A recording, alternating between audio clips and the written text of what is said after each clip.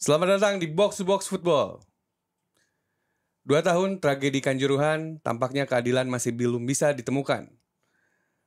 Bersama saya sekarang sudah ada Pak Miftahuddin Ramli, Aremania dari Malang, dan juga Mas Narendra Wicaksono. Keduanya memutuskan untuk naik sepeda sebagai bentuk perjuangan mereka mencari keadilan. Pak Miftahuddin ataupun Pak Midun sudah tahun kedua naik sepeda dari Malang ke Jakarta, sementara Mas Narendra Wicaksono naik sepeda sampai Mekah. Apa kabar Mas Narendra dan juga Pak Midun? Alhamdulillah sehat. Bisa ketemu di sini. Bisa bersolidaritas. Amin. Oke. Ini berarti pertemuan dua pesepeda Iya. nasional internasional ya. Betul. Saya jarak dekat aja biar dia yang jaya. Oke. Ini kan tentu juga jadi ada banyak sekali cara orang untuk menunjukkan perjuangan gitu ya, Mas Narendra dan juga Pak Midun. Ini saya pengen tahu kenapa kemudian baik Pak Midun maupun Mas Narendra memilihnya naik sepeda gitu. Boleh dari Pak Midun dulu. Ya, terima kasih. Saya pilih sepeda itu sebenarnya awalnya saya malah mau berjalan kaki dari Malang, dari Kanjuruhan ke Senayan. Cuman atas usul teman saya jangan jalan kaki, karena jalan kaki ketika jalannya turun kita tetap capek. Tapi kalau jika bersepeda jalan turun kita bisa istirahat gitu ya. Bisa tidak mengeluarkan tenaga begitu banyak gitu. Saya pilih sepeda juga kalau di belakangnya ada keranda tentunya itu mungkin tidak menjadi pelanggaran dari lalu lintas. Tapi kalau bersepeda motor belakangnya ada kerandanya, mungkin itu akan melanggar dimensi barangkali ya itu. Itu sepedanya sama Pak Midun dari 2 tahun ini. Sama, alhamdulillah, hanya bedanya ininya tutupnya kerandanya itu aja. Tutup Kalau kerandanya dulu beda. kain, sekarang pakai plastik. Kalau Mas Narendra sendiri kenapa kemudian akhirnya milihnya sepeda gitu? Karena aku sendiri merasa gerakan solidaritas untuk Kanjuruhan ini menemui kebuntuan. Dalam arti kawan-kawan mulai terbentur dengan dimensi, belum lagi tekanan, pembungkaman. Jadi saya pikir dengan metode bersepeda ini bisa mengajarkan tentang konsistensi dan komitmen. Artinya dengan cara ini saya bisa menjangkau banyak titik dan dengan tempo yang lama. Karena saya pikir dulu saya akan melakukan ini lintas negara 1 tahun. Mungkin saya terinspirasi dengan apa yang dilakukan oleh Greta Thunberg. Oke.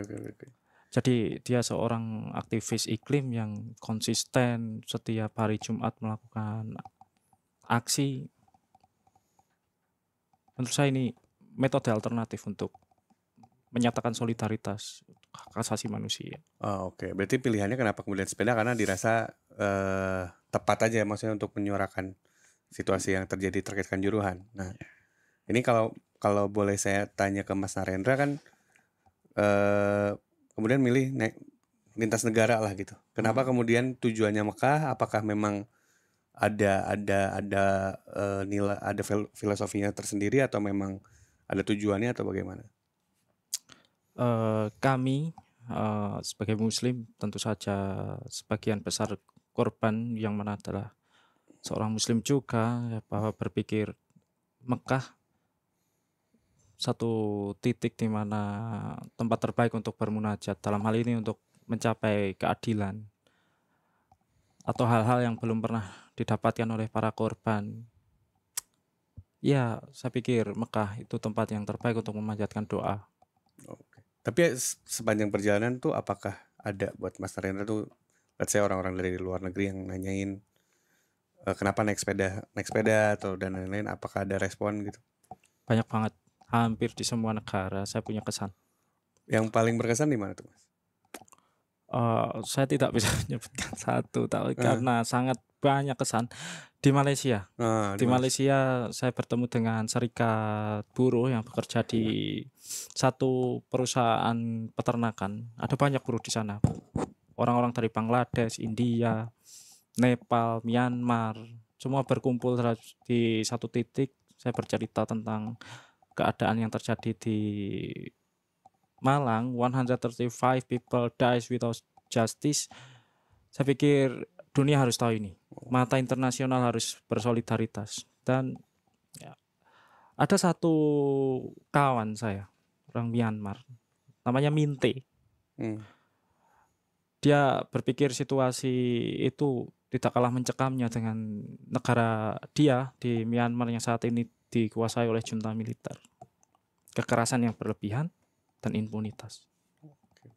Tapi Mas Renda nggak sempat ke Myanmar ya? Tidak, karena nasihatnya juga. Jadi itu yang membuat perjalanan saya di Asia Tenggara hanya mentok di Thailand. Tepatnya di Bangkok, dan saya tidak punya banyak pilihan kecuali melakukan penerbangan dari Bangkok ke New Delhi, India. Oh. Jadi sebagai konteks ya, Wan. Sebelum Mas Renda nambahin, Mas Renda ini kontributor lah dalam tanda kutip buat update Kanjuruhannya box to box football yang dilakukan satu episode satu kali kan biasanya. Jadi satu minggu tuh berarti ada 2 kali tuh. Nah, Mas Renda ini setelah saya recap muncul sebanyak 8 kali. Artinya di 8 episode di musim lalu. Episode 75, 77, 78 waktu di Malaysia, 86 pas di Thailand, 92 pas di India, 97 pas di Turki, 98, 99 pas nyeritain tentang pengungsi Palestina di Yordania. Ada 8 kali. 8 kali berarti ya. Ini juga membuktikan kalau box to box football tuh kita konsisten untuk menyuarakan soal Kanjuruhan dan tidak pernah berhenti lah. Iya. Tidak pernah putus. Nah, soal tidak pernah putus ini juga jadi pengen tahu juga dari Pak Midun. Ini kan tahun kedua ya Pak ya? Tahun kedua. Perjalanannya apakah ada perbedaan nggak dengan waktu yang pertama kali? Dan kalau boleh tahu di mana sih yang dapat kesan paling melekat gitu untuk Pak Midun? Di tahun pertama dan tahun kedua itu sebenarnya sama saja. Saya punya niat itu menyambung silaturahmi antar supporter, membawa pesan damai. Juga saya masih meyakini masalah ini masalah serius yang walaupun mungkin penanganannya masih terlalu sederhana ya. Saya mengunjungi teman-teman supporter dari stadion ke stadion di daerah-daerah. Di tahun pertama itu saya memilih jalur Pantura karena di situ relatif jalannya banyak datarnya.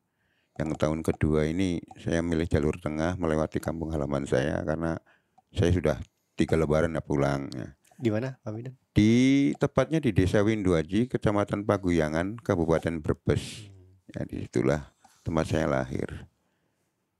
Yang pertama itu saya kan ingin mencoba melalui jalur Pantura itu sebagai bentuk pengingat bahwa jangan sampailah masalah ini mulai dilupakan. Masalah ini masalah serius, dunia sudah melihatnya. Masalah ini tragedi Kanjuruhan itu sudah tragedi yang memalukan dan memilukan. Sehingga saya sangat merasa di luar dugaan saya bahwa sambutannya begitu berkesan sekali. Saya merasa ini hampir di setiap daerah mereka sangat respect sama merespon saya, sehingga saya untuk mengeluarkan 1 rupiah pun saya tidak pernah. Untuk makan, untuk tidur, untuk bahkan beli rokok pun saya tidak pernah. Jadi itulah ternyata kebaikan itu akan disambut di mana-mana kalau memang niatnya baik. Dan yang tahun kedua temanya itu kan terkait dengan Hari Kesaktian Pancasila. Jadi finishnya saya di Lubang Buaya. Karena tragedi Kanjuruhan itu kan bertepatan juga di Hari Kesaktian Pancasila. Maka itu temanya saya dengan menulis di kerandanya itu kan Ladup berkeranda mencari kesaktian Pancasila. Dengan tujuannya adalah Museum Lubang Buaya. Jasa itu. Kalau tentang kesan-kesannya tiap daerah punya kesan tersendiri, punya kesan masing-masing. Saya sampai saya ingat betul yang paling berkesan, ya tepatnya pada waktu di ulang tahun saya, di bulan Agustus tahun lalu, saya dingajikan sama pondok pesantren. Padahal saya tidak pernah membayangkan itu. Di mana itu waktu di Semarang itu? Di Semarang. Padahal saya waktu itu baru sampai Demak Semarang, di kota Demak Semarang, sampai Semarang itu masih kurang lebih masih 25 kiloan. Dan saya di kota Demak sudah capek lah, saya istirahat di situ aja. Tapi dari pengurus pesantren tersebut mengendakinya saya ke pondok pesantren itu untuk diadakan ngaji, Terus perjalanan ini juga dingajikan. Kemudian ternyata mereka juga menghendaki kendaraan yang saya bawa juga dibawa ke sana untuk dingajikan juga. Saya naik panggung, naik panggung bersama kiai, bersama sesepuh. Waduh, sebuah kehormatan sekali. Saya tidak bisa membayangkan itu. Ketika masuk ke pondok pesantren saya disambut dengan selawat badar. Aduh, tola'al badru alaina. Aduh, saya benar-benar Tersentuh ya. tersentuh sekali. Mungkin salah satu yang terkesan juga di situ. Juga saya ketika di daerah Tuban kalau saya ada anak muda cewek-cewek itu menawarkan jasanya, Pak, kalau udah baju kotor biar saya laundry, biar saya cucikan. Aduh, di rumah saya juga punya anak cewek juga nggak pernah menawarkan itu loh nyuci. Itu, aduh, saya ini sedang melakukan perjalanan apa ya? Saya malah merasakan di dimensi hidup lain ini. Perjalanan spiritual gitu ya. Spiritual ya. Berarti yang Pak Midun lakukan dari Malang ke Jakarta itu sambutannya tuh baik kan ya. Cuman Baik. kalau respon mereka terhadap tragedi Kanjuruhan tuh apakah ada yang masih ingat atau sebenarnya ada yang nggak tahu sama sekali, atau ya sebenarnya banyak yang menyorakan cuman nggak terdengar aja gitu. Ya sebenarnya mungkin tahu, cuman ketika kita lewat itu, oh Kanjuruhan yang banyak korban gitu saya kalau dengar. Jadi setiap orang ada yang nyuting, oh Kanjuruhan gitu. Ya sebenarnya di luar itu ya banyak lah yang tahu juga, mungkin juga banyak yang nggak tahu. Cuman saya rasa saya kan tujuannya kan silaturahmi ke antar supporter itu, mengingatkan bahwa tragedi Kanjuruhan itu tragedi luar biasa lah, sehingga dunia sudah melihatnya itu sebuah tingkatnya kedua korbannya terbanyak kan di dunia katanya. Terus dan lagi saya mengharapkan kejadian ini tidak terulang dimanapun dan kapanpun. Tapi kayaknya potensinya ada loh. Kemarin sudah banyak kan bukti kekerasan yang diterima oleh supporter. Terus yang di Gresik sampai lontaran gas air mata sampai ke jalan. Itu kan terulang, kejadian ini terulang dan hanya tinggal tunggu waktu yang mungkin sama terjadi di Kanjuruhan. Walaupun itu tidak di lapangan sepak bola, mungkin terjadi juga di tempat-tempat lain dengan konteks masalah yang berbeda. Hal gitu yang kan. mirip gitu ya Pak ya, maksudnya. Iya. Pak Midun kan kemarin 2 kali saya datang ke acaranya Pak Midun tuh yang di Bandung sama yang kemarin di Bebasari. Pak Midun berulang kali bilang bahwa respon Kanjuruhan ini beda dari Malang sama orang-orang di dalam Malang. Emang berbeda Pak Midun? Ya saya melihatnya begitu. Di Malang sendiri sekarang kan sudah amper semangat untuk menyerukan keadilan Kanjuruhan atau tetap memperjuangkannya itu memang sudah menurun, saya melihatnya begitu. Makanya itu kayak kemarin untuk perjalanan kedua saya tidak banyak berpamitan kepada siapa saja. Saya juga kalau berpamitan ya kalau jadi, kalau nggak jadi. Makanya saya pastikan ketika sudah di perjalanan, sudah sampai luar kota baru saya pamitan. Termasuk kepada anak saya juga pamitannya sudah di Jombang. Malah kaget anak saya gitu. Tapi itu menurut Pak Midun sendiri apa sih yang kemudian bikin ya jadi menurun gitu semangat untuk memperjuangkan Kanjuruhan itu sendiri? Apakah karena misal situasinya sekarang ya pengen ya udah move on aja gitu, atau misal memang dirasa ya itu tragedi tapi ya udah gitu sudah berlalu gitu. Menurut Pak Midun apa sih yang kemudian bikin dirasa menurun gitu terkait menyuarakan Kanjuruhan? Yang saya rasakan menurut saya ya itu karena kan masyarakat sepak bola Malang itu suka sekali dengan Arema ya. Mereka menghendaki Arema itu mungkin juga segera pengen dinikmati lah. Dan lagi juga di timnas juga sekarang kan lagi moncer-moncernya tuh. Jadi di sini juga kan banyak sekali yang pencinta timnas ya. Ya mungkin salah satunya itu. Kalau menurut saya harapan saya itu ya seimbang lah. Sepak bola juga banyak membangkitkan sendi-sendi ekonomi juga kan ya. Tapi keadilan ini juga masih pantas kok untuk diperjuangkan. Saya rasa kalau 2 tahun ini kejadian Kanjuruhan, tragedi Kanjuruhan hanya sekedar dikenang, kayaknya terlalu pasrah kita. Kita masih pantas kok untuk memperjuangkannya. Siapa saja masih pantas.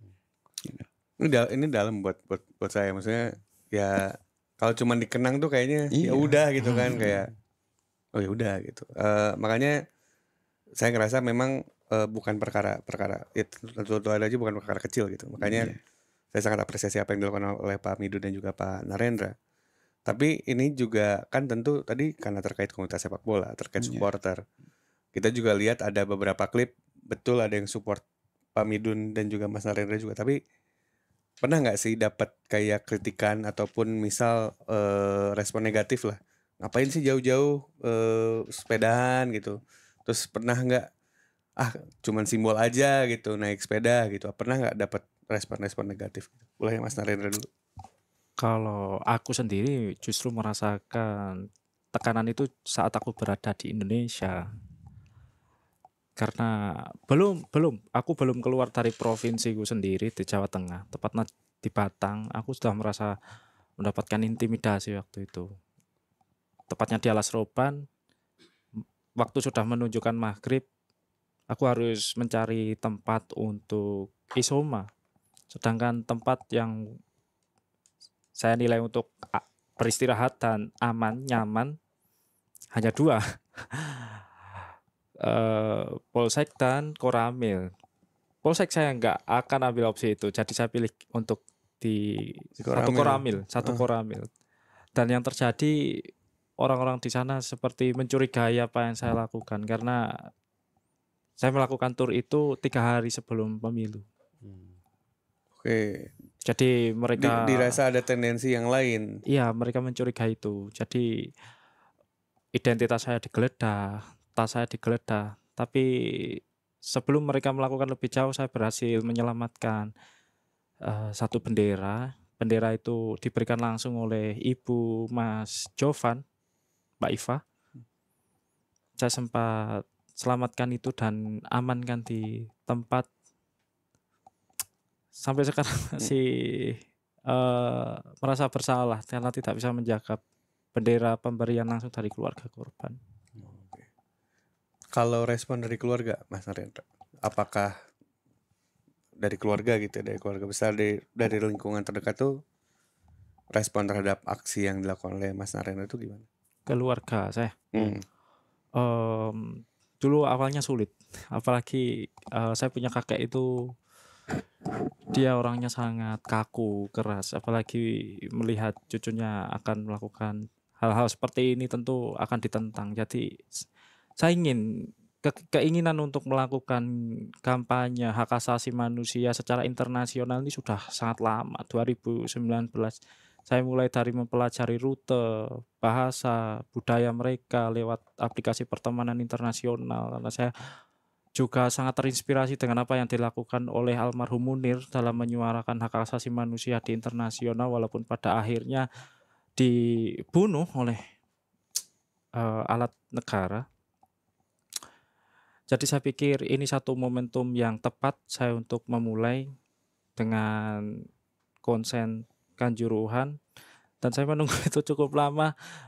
Momentum itu baru saya dapatkan setelah kakek saya meninggal. Tadi Mas Rendra bilang kan di Indonesia justru dapat intimidasi lebih banyak. Nah kalau di luar negeri mereka tuh banyak yang nggak tahu atau sebenarnya pada tahu sih? Sebenarnya di awal-awal itu mereka banyak yang tahu. Di Thailand contohnya, saya beristirahat di satu masjid di distrik Bangkapi namanya. Ya mereka banyak yang senang sepak bola. Ada satu panti asuhan yang setiap sore mereka bermain sepak bola, mereka tahu itu semua.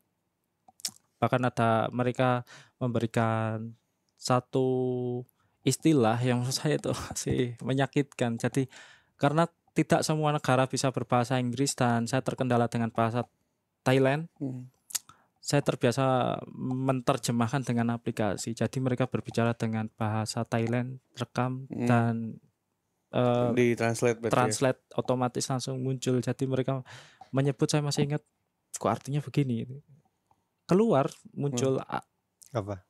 mati kata frog. Oh istilah mereka. Jadi mereka menyebut korban tragedi Kanjuruhan itu mati kata. mati tanpa pembelaan. Oh, Seperti kata yang terlindas di di jalan. jalan Itu ya saja. berarti. Oh, oke. Just go on.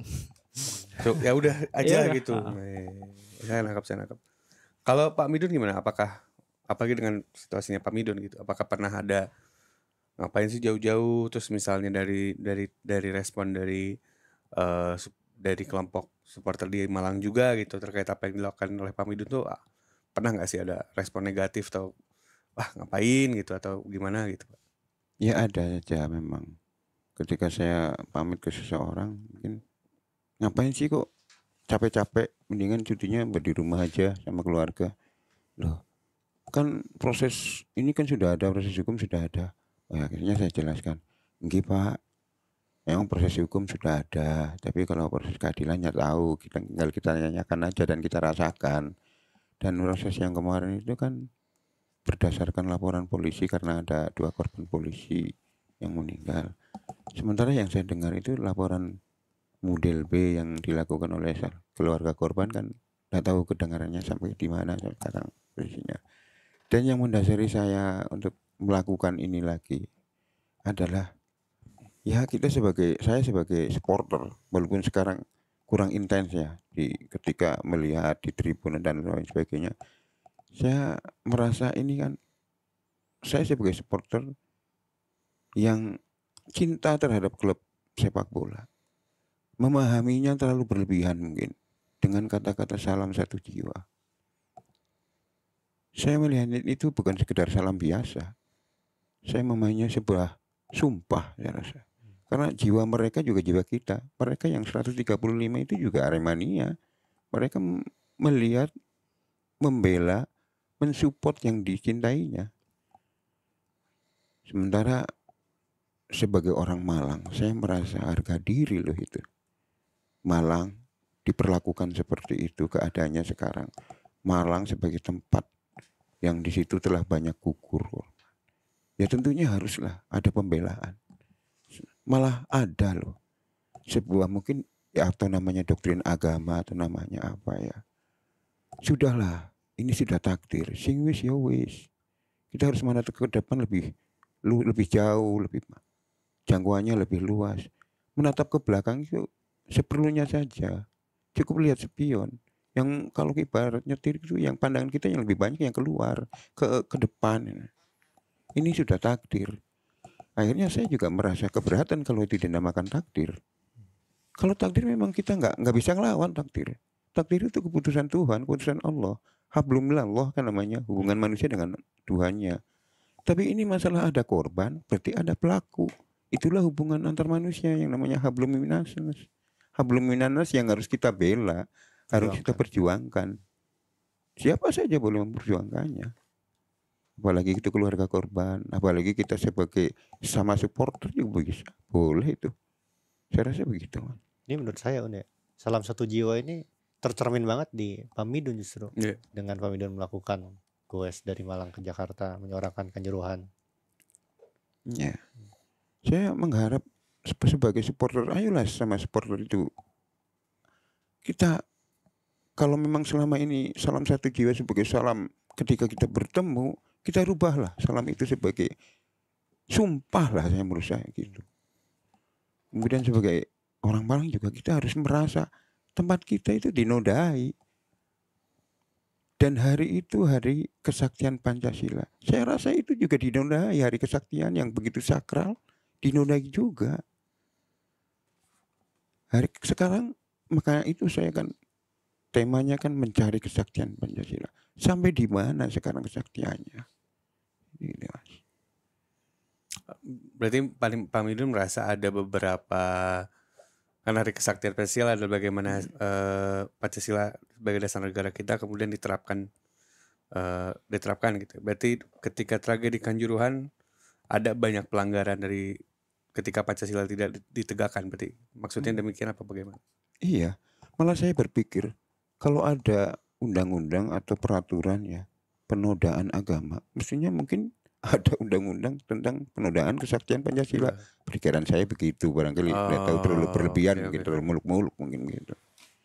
Kalau saya sih nggak ngerasa muluk-muluk ya Pak ya, kayak keadilan tidak terjadi di Iya. Kanjuruhan. Terus ketuhanan yang Maha Esa kan bagaimana kita takut terhadap Tuhan Iya. tidak terjadi juga gitu. Jadi memang ya apa yang buat saya pribadi, apa yang Pak Midun suarakan terkait kesaktian Pancasila itu masuk akal lah. Maksudnya memang benar gitu. Tapi ini juga jadi pertanyaan, Pak Midun udah 2 tahun, Mas Rendra melakukan perjalanan yang panjang gitu. Apa sih yang tentu kan ya buat jadi konsisten itu sulit lah untuk melakukan perjalanan seperti yang Bapak dan Mas lakukan gitu. Apa sih yang tetap bisa jadi mengobarkan semangat dari untuk tetap bersepeda, untuk tetap bersikap gitu? Apa yang jadi hal pemantiknya gitu? Mas Rendra dulu. Aspek spiritual dan kemanusiaan saya pikir. Jadi saya kadang saat merasa lelah, apalagi setelah masuk India, iklim sudah beda. Ya. Saya merasa sangat kesulitan beradaptasi di sana. Jadi saya berpikir di belakang sepeda saya itu ada banyak sekali arwah yang ikut bertamasya mencari keadilan, berkeliling berpetualang di luar negeri, mengunjungi, melihat sesuatu yang baru. Itu energi saya. Berarti paling berat waktu di India. Sangat berat. Hampir mati. Oh, kenapa? Karena saya datang di sana waktu musim panas, puncak musim panas. Oh, iya. Iya. Dan suhu itu bayangkan jam 6:30 itu sudah 32, 33. Udah kayak terik di Indonesia tengah hari berarti. Tapi teman-teman di India, Perhimpunan Pelajar Indonesia yang ada di India, PPI Aligarh dan PPI India, saya mengucapkan terima kasih telah membantu perjalanan ini. Dalam satu kesempatan saya diajak untuk fun football bareng di sana. Bersama staf KBRI, ada Abah Ihsan di sana. Kami membentangkan bendera 135 dalam momen itu dan berdoa sama, standing applause.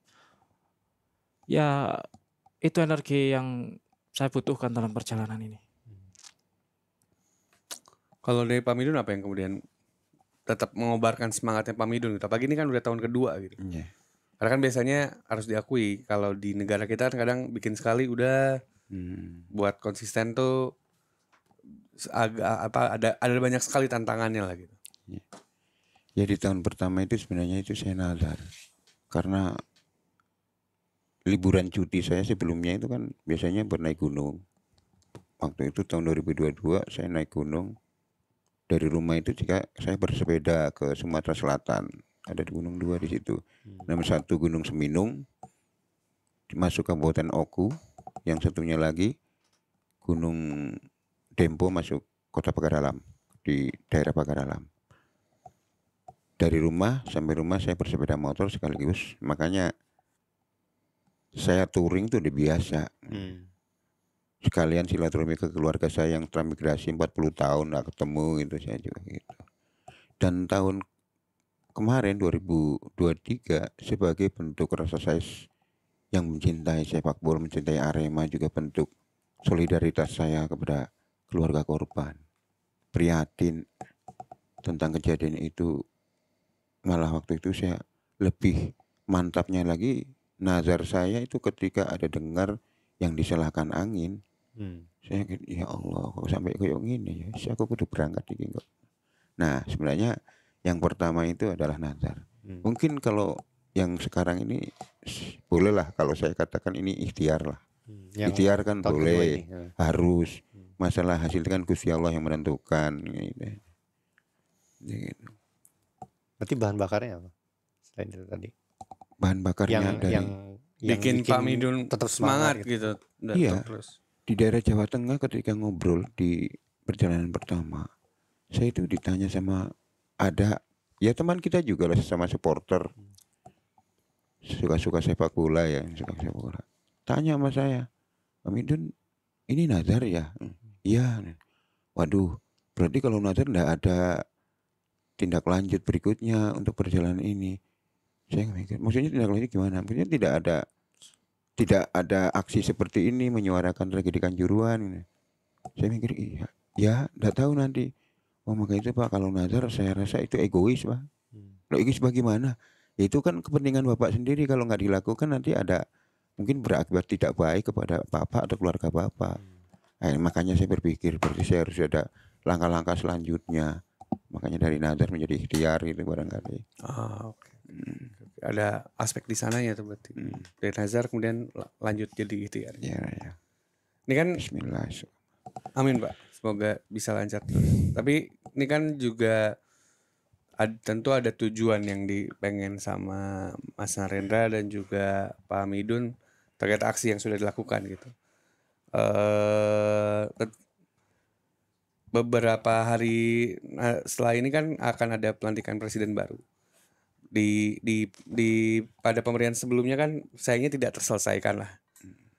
Kalau menurut pandangan baik Pak Midun maupun Mas Rendra, apakah dengan pergantian pemerintahan yang baru, tentu dengan tentu ada perbedaan juga, apakah ada harapan yang sama agar kasusnya bisa selesai atau tidak? Saya tidak yakin. Berarti pesimis. Pesimis. Dan mungkin skeptis. Dan mungkin yang bisa saya lakukan, dorongan tekanan itu tidak cukup dalam lingkup nasional. Makanya dari internasional. Iya.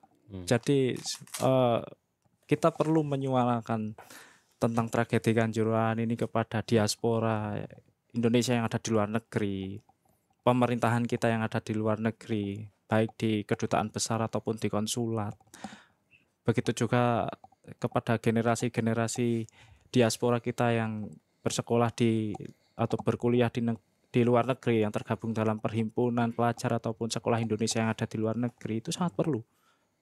Bahkan menjaring solidaritas kepada warga asing yang berada di luar negeri. Pernah satu ketika saya sangat terkesan sekali saat saya tidak merencanakan apapun, tiba-tiba telepon saya berdering. Dan saya diundang untuk berdiskusi bersama akademisi di Istanbul Zam University. Ada Pak Nuri Aktemur yang mengundang saya untuk bercerita kepada akademi di sana tentang misi apa yang saya bawa dalam bersepeda internasional dan menuju Mekah. Dan mereka sangat mengapresiasi itu. Mereka bilang kekerasan apapun harus dikutuk. Berarti misi besarnya adalah tentang exposure Kanjuruhan ke dunia internasional ya. Sebenarnya udah ada, cuman mungkin memudar, kirain udah pada beres gitu kali ya. Iya. Karena mereka kan nggak tahu kan yang terjadi di Indonesia seperti apa peradilannya. Bahkan stadion juga udah direnovasi, pintu 13 juga udah dirubuhkan sekarang meskipun dibangun lagi. Betul. Saya belajar dari bagaimana Indonesia memperoleh pengakuan kemerdekaan. Pada akhirnya ada aspek de facto dan aspek de jure. Di mana faktanya di Indonesia memang sudah terjadi genosida dan impunitas. Sedangkan de jure-nya apa? Langkah taktisnya, ya kita harus mengejar pengakuan internasional. Melalui apa? Kampanye-kampanye seperti ini harus dilakukan. Terus terjadi berarti ya. Untuk memperoleh exposure dari organ-organ hak asasi manusia internasional. Ini sangat perlu bagi saya. Kalau dari Pemidun berarti gimana dengan lihat ke depannya, apalagi presiden baru kita kan Prabowo juga punya jejak kasus HAM juga kan. Nah itu ke depannya bakal optimis atau kayak tadi Mas Rendra skeptis aja? Kalau menjelang pergantian pemimpin ini, saya dulu waktu perjalanan saya kan, saya temanya bikin kaos itu kan sudah diusut, alhamdulillah, yang salah angin astagfirullah gitu ya. Ya kok angin ya, astagfirullahnya mungkin ajakan untuk kepada kita semua ya, untuk mengoreksi diri lah, kira-kira pantas apa enggak gitu ya, kira-kira masalah ini bisa selesai apa enggak ya. Kita merenung pada kita semua lah, baik tuh mulai pemimpin sampai tingkat bawah, kita merenung aja lah. Kenapa negeri ini mungkin keadaannya seperti ini? Mungkin kita kurang istighfar mungkin, barangkali begitu. Selanjutnya untuk pemimpin berikutnya, ya kalau saya sih berprasangka baik aja. Malah nyuwun sewu, kalau boleh saya bercerita, sebelum berangkat saya bermimpi kepada pemimpin baru ini. Dia masih menggunakan pakaian kebesarannya, tapi di saku depan itu dia ada gulungan kain putih. Ini maksudnya, kemudian saya tanyakan, Pak, itu apa Pak kain putih? Ini ada kalah kain putih, ini kain kafan. Kenapa kain kafan maksudnya apa Pak? Saya itu tidak siap dengan kematian, siap secara amal maupun untuk bekal di akhirat, tapi saya punya prinsip, siapkanlah kematian itu yang paling mudah. Menurut saya yang paling mudah adalah kain kafan. Akhirnya saya, mungkin pada waktu itu saya baru melihat pidatonya dia, pidato beliau yang, berilah ya Tuhan, berilah waktu kepada kami, kepada saya untuk mengabdi untuk bangsa ini. Saya dari situ mungkin sampai terbawa mimpi, makanya saya tetap jangan takut, jangan terlalu khawatir dengan masa depan yang belum kita rasakan. Kita tetap optimis, tetap berprasangka baik aja. Saya sebenarnya berharap nggak akan ada aksi Pak Midun lagi di tahun ketiga karena Amin. kasusnya selesai. Amin. Tapi andaikan belum selesai, apakah Pak Midun bersepeda lagi di tahun ketiga nanti 2025? Ya, sambutan di luar itu bagus. Saya rasa kalau di luar itu dukungannya sudah banyak. Tinggal di Malang. Malang harus kompak, satu suara, baik itu supporter, keluarga korban, dan masyarakat elemen yang lain lah. Bisa sebenarnya itu. Ya, dengan istighfar itu barangkali ada hidayah buat kita, buat pemimpin-pemimpin kita. Berarti kalau harapan dari Pak Midun justru adalah di internal di Malangnya Di yang Malang, ya. bisa lebih menyuarakan terkait Menyuarakan, situasi ya. di Kanjuruhan ya. Ini sebenarnya gue lihat strategis juga nih, Un. Pak Midun menyuarakan nasional, fokusnya pengennya di Malang. Iya. Sementara Mas Narendra Di melakukan internasional ya. Tampaknya memang harus lebih banyak yang bersuara juga karena sepertinya memang kadang ya sama seperti banyak kasus yang terjadi di negara kita gitu. Kalau belum viral mah kayaknya nggak diberesin nih kalian. Masalahnya kemarin Kanjuruhan tuh udah kurang viral apalagi gitu sampai sampai dunia internasional aja Iya. udah ngasih sorotan. Cuman kan memang yang kita pengen cari itu adalah penyelesaiannya gitu. Penyelesaian dari kasusnya. Satu lagi. Apa lagi? Pengakuan negara atas kesalahannya. Ya. Itu yang belum pernah Belum dilakukan. Oh, iya.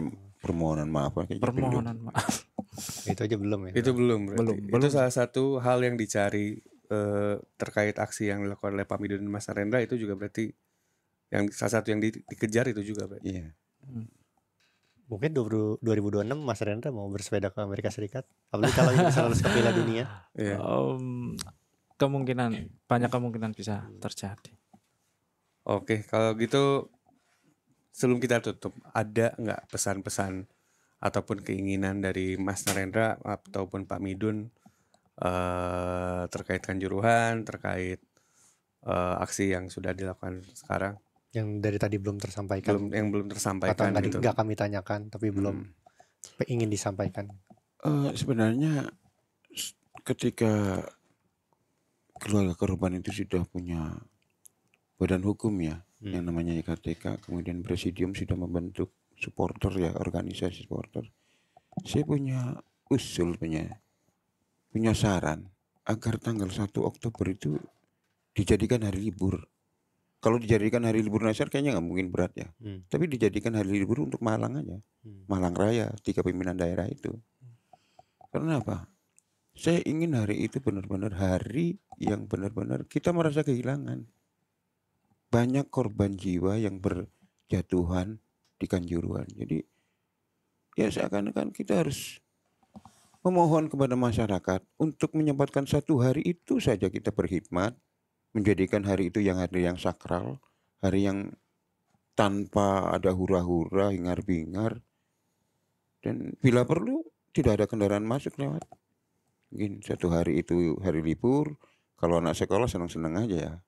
Kalau maunya pegawai disuruh libur senang-senang aja. Mungkin perusahaan ya bisa diganti hari liburnya, ditambahin hari kerjanya 1 jam saja, lama-lama juga tidak merugikan perusahaan itu sendiri. Dan mungkin yang perlu kita bantu itu adalah orang yang ketika 1 hari itu tidak kerja berarti tidak makan. Nah, itu bentuk sosial kita. sebagai supporter, sebagai solidaritas, kita data setiap warga itu kan Aremania itu di mana-mana, di masing-masing desa ada, dan itu pasti tahu orang ini kerjanya apa. Orang ini serabutan satu hari nggak kerja, ya berarti satu hari itu nggak makan. Makan. Itulah kita bentuk sosialnya di situ. Kemudian konsepnya mungkin seperti di Bali, hari nyepi, Nyepi ya. sepi, benar-benar hikmat. Tidak ada hingar-bingar, tidak ada apa namanya konvoy, yang nantinya malah setelah doa akhirnya jingkrak-jingkrak, joget-joget. Aduh, nyusul kayaknya terlalu mencampur adukan hal-hal yang seperti itu.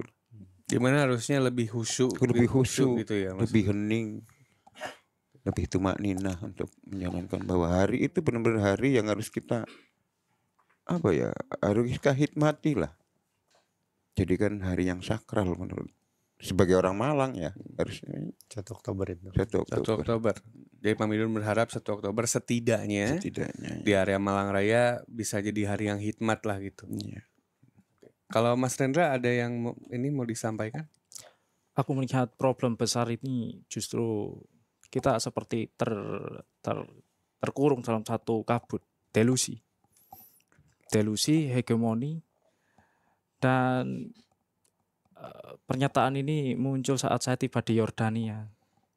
Kalau di Indonesia, di Malang, bagaimana delusi tentang Kanjuruhan itu ditutup dengan hegemoni timnas kita yang sekarang lebih bagus katanya. Tapi di tataran internasional kita melihat delusi bagaimana dunia ingin menjadikan Gaza Palestina sebagai satu etnis yang tidak mendapatkan solidaritas dan terisolir dengan cara sederhana. Jalur umroh itu tidak ada yang transit di Yordania. Pasti rutenya Qatar, Dubai dengan gemerlap lalu tiba di Arab Saudi. Ini sesuatu yang beririsan menurut saya. Dan kita harus solidaritas itu harus mulai dari dalam kepala kita, bahwa solidaritas untuk Kanjuruhan, bahwa solidaritas untuk Gaza itu dimulai dari isi kepala kita. Mereka tidak butuh kita aksi untuk memelototi aparat-aparat yang bersalah. Tidak. Tetapi dalam kepala kita harus meyakini bahwa satu problem besar di sini adalah kekerasan, terstruktur, dan impunitas. Impunitas ini mahal harganya, tidak semua orang bisa menjangkau. Dan mengapa ini masih menjadi budaya di negara kita? Kita harus terus bertanya dan membongkar delusi kotor ini. Kalau dari Dex ada yang mau disampaikan juga terkait Kanjuruhan? Mau berefleksi ya sih. Ini udah 2 tahun box to box football, dalam setiap episodenya kan selalu menyuarakan tentang Kanjuruhan. Kalau dari sebagai media sih sebenarnya yang kita lakukan itu adalah hal yang paling sederhana, hal yang paling gak punya resiko. Makanya tadi kalau merefleksikan ke pertanyaan saya tadi dengan kami, ini tahun ke depan gimana nih kalau pemimpin baru yang punya rekam jejak HAM buruk itu sih nggak masalah, kita suarain terus. Maksudnya kayak ya toh kita hanya mengupdate kabar aja kan, itu nggak akan kita nggak lakukan lagi gitu, dan nggak akan ada resikonya juga. Makanya yang tadi saya tanyakan adalah perjuangan itu bakal sampai mana gitu. Dan saya harap sih ke depannya emang ya kita sebagai media terus menyuarakan, merawat ingatan lah istilahnya. Cuman kita juga harus berkoordinasi dengan orang-orang yang ngerti bagaimana cara menyelesaikan ini. Makanya kita juga kesini sama Kontras, YLBHI, LBH, tim Tatak juga ada gitu. Nah itulah yang harus kita koordinasikan ke depannya. Ya kalau dari ini gue pribadi ya. Nih kalau dari saya pribadi tuh sebenarnya kan ada banyak sekali masalah di negara kita bisa diselesaikan kalau beneran serius gitu. Harapannya tentu kasus Kanjuruhan tuh nggak kayak Hillsborough yang panjang banget gitu, yang sampai 19 ya berpuluh-puluh tahun baru selesai gitu. Karena kan sebenarnya tersangka sudah ada, terus juga bahkan muka yang terduga melakukan kekerasan juga muncul gitu ya. Saya maksudnya istilahnya kan no brainer untuk bisa melakukan tindakan yang tegas gitu. Betul, saya sepakat juga sama Mas Renda tuh. Ya mulai dari kepala kita untuk bisa benar tuh gitu. Dan saya harap tentu ya Kanjuruhan ya bisa dapat closure-nya. Again, saya juga termasuk yang secara pribadi menyampaikan juga di media sosial, di banyak forum juga ya. Closure-nya harus ada, penyelesaiannya harus ada gitu. Jangan sampai jadi kasus yang sama seperti kasus-kasus lain yang PTS gitu. Ya yang udah. Jadi harapannya tentu ya ada keadilan untuk Kanjuruhan. Oh, satu lagi sebenarnya yang gue suka setiap update Kanjuruhan itu sebenarnya kalau ada berita tentang suara Kanjuruhan dari tribun penonton, dari supporter.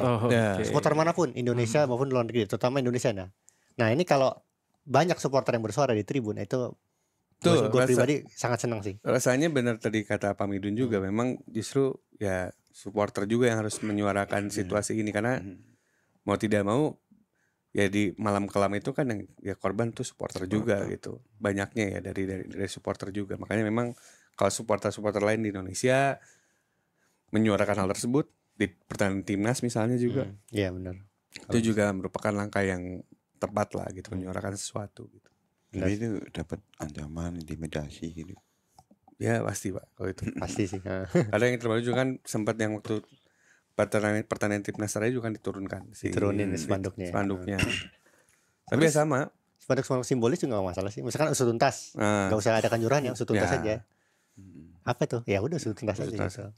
Bisa.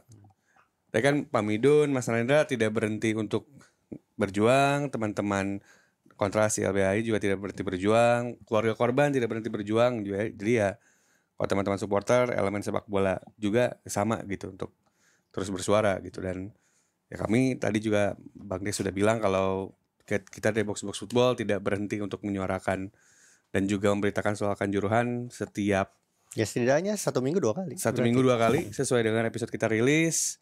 Ya tujuannya sederhana. Kita merawat ingatan. Kenapa merawat ingatan? Ya juga bagian dari pencarian keadilan. Oke, demikian episode spesial dari kami bersama Pak Midun dan juga Mas Narendra.